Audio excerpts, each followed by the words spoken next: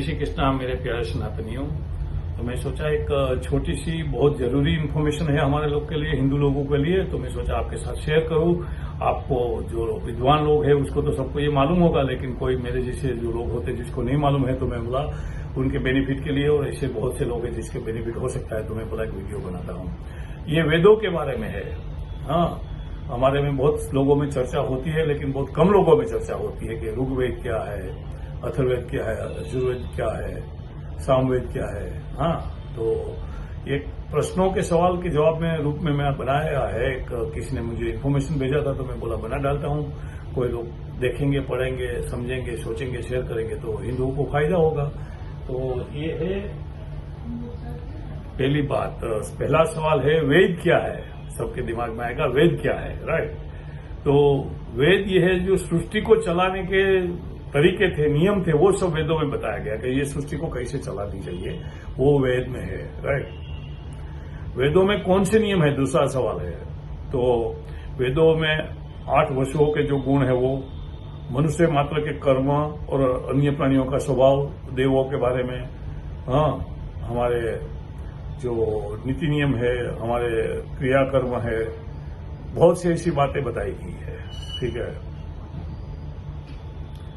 तो क्या मनुष्य वेदों की रचना मनुष्य जाति की रचना से बाद हुई है?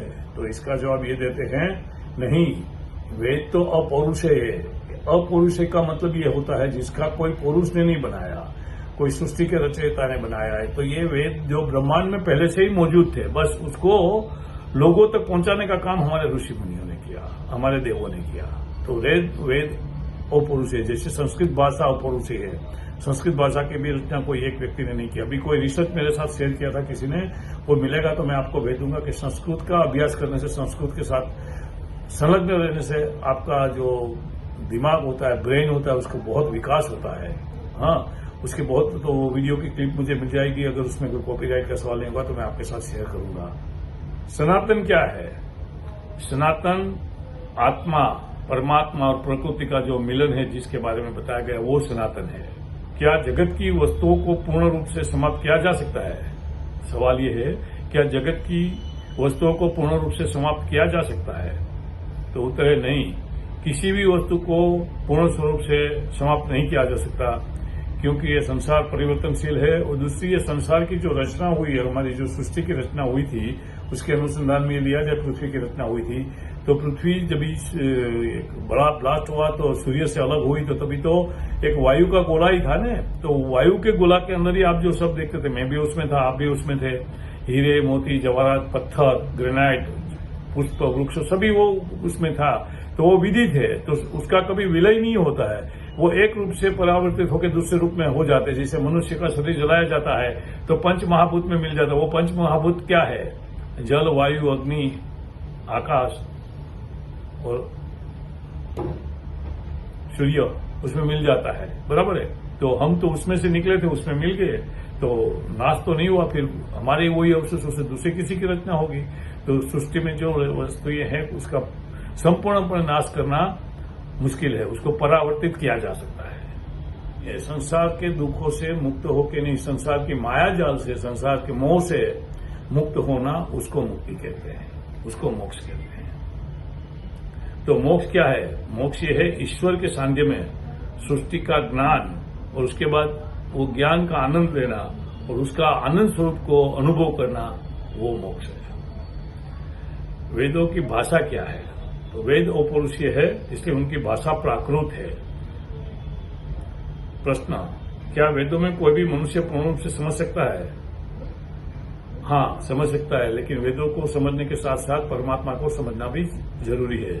जो वेदों को समझ सकता है वो परमात्मा को समझ सकता है, और वैसे अवस्था जो परमात्मा को समझ सकता है वही वेदों को समझता है। ऋषियों को वेदों का ज्ञान कैसे मिला?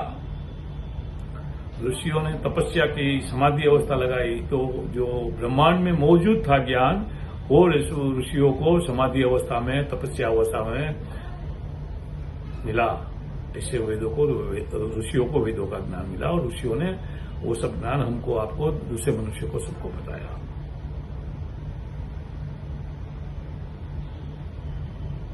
समाधि किसे कहते हैं? तो समाधि ये है कि आत्मा को हम परमात्मा को समर्पण कर देते हैं और वही अवस्था में लीन रह के जो भी हम तपस्या करते हैं उसको समाधि कहते हैं। शिक्षा और विद्या में क्या अंतर है?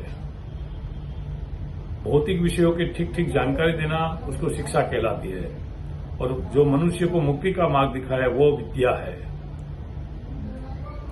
अज्ञान और अविद्या में क्या अंतर है?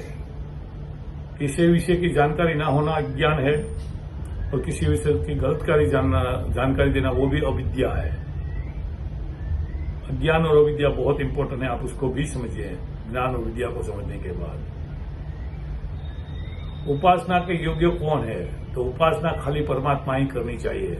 तो ये इधर मेरा एक सभी हिंदू भाई बहनों को संदेश है कि आप किसी को भी भगवान बना देते हो ना, छोटे मोटे छुटभैये होते, अच्छी कथा कर लेते हैं, अच्छी बातें बता देते हैं, आप उसको भगवान का रूप दे देते, वो गलत है। परमात्मा को परमात्मा ही रहने दिए, छुटभैये को आप उसको ये रिस्पेक्ट दीजिए, कोई प्रॉब्लम नहीं है। हाँ, लेकिन उसको परमात्मा उसको भगवान बना के उसकी जो पूजा करने लगते हैं वो मेरे हिसाब से गलत है, वो नहीं करना चाहिए।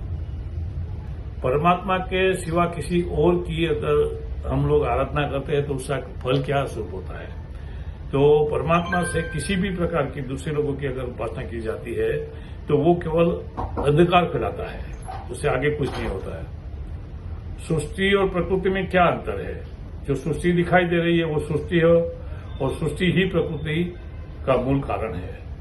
प्रकृति में कितने और कौन से गुण है? प्रकृति के 3 गुण है, सत, रजस और तमस, ये मेन है। विज्ञान क्या है?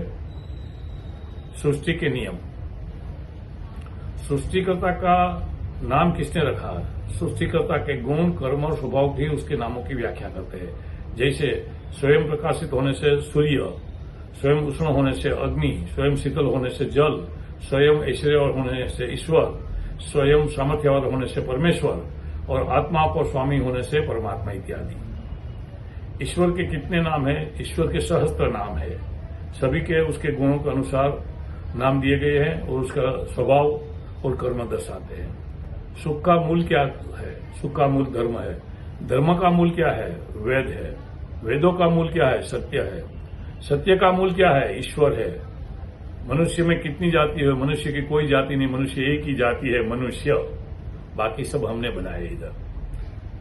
मनुष्य जाति में कितनी प्रजाति होती है? प्रजाति 3 होती है, स्त्री, पुरुष और किन्नर। ईश्वर का मुख्य नाम क्या है? ईश्वर का मुख्य नाम ओम है। तो आशा है कि आपको ये पसंद आएगा।